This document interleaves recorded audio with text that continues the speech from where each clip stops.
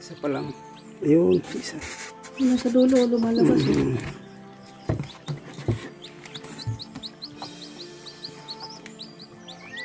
Hindi ba dito sa unahan?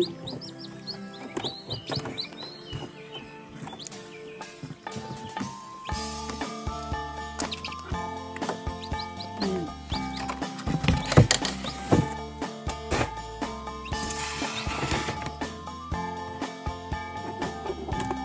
Pwede mo tulungan yan, saan? Ay, baka naman mabigla. Hindi pa oras. Biniyak mo talaga.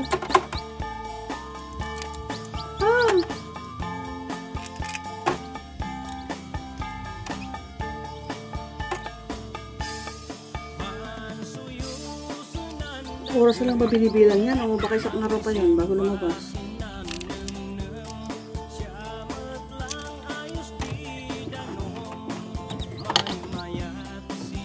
Nakalabas na yung tuka niya? Tingin niya rin. Baba muna ako. Ay, taas muna ako. Alis ka muna.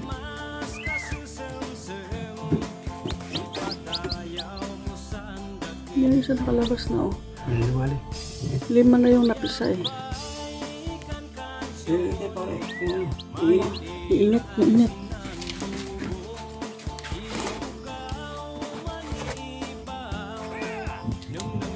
Naluharan para hindi tumalon. Baka naman mahulog yan, eh. Madaganan.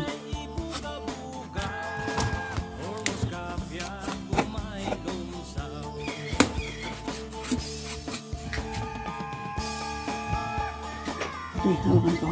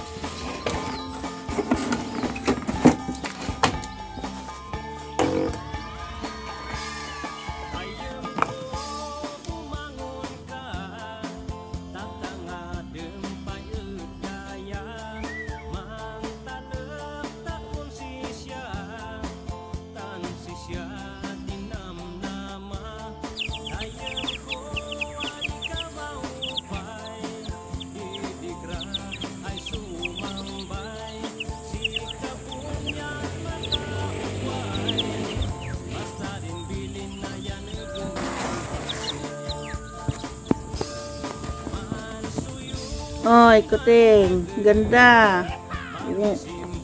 Huwag mong pakikialaman yung mga sisiw, ha? Ha, ganda nga. Sarap ng higa mo dyan. Sarap ng iyong pwesto. Kumusta na kayo? Malaki na. Dalawa na matay, ano? Oh, dalawa na matay, ano? Ay, hindi.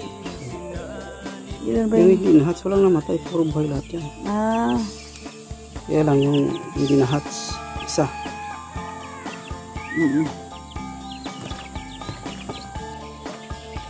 Uy, alis kayo dyan. Alis kayo dyan. Ay, shh! Pinuto ka mo, maliit pa yan, ha? Bukawin mo, lolo. Ah, ha? Ay, ayun parang ako.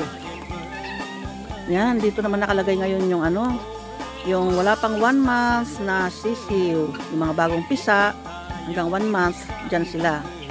Yung mga decalb yan halos, nandyan sa loob decalb. Ngayon naman, itong mga benggalang ito, makukulit, kasama yung leader nilang, yan o. Inggit yata sila dyan, dahil iba yung pagkain yan eh. Oy, oy, wag mong tukain! Ay, nako. Shh! Special kasi yung pagkain nila yan. Feeds ang pagkain nila. Yan yung mga bagong pisa na decalb brown. Yung ibang mga itlog nila, yon ang ulam namin. Ngayon, yan ang ulam namin. Inuulam talaga namin yung ibang itlog. Pero yung iba naman, pinapipisa dun sa incubator na DIY. Pag napisa na, after 1 day, pag 2 days na ganyan, o 3 days, nililipat na dyan.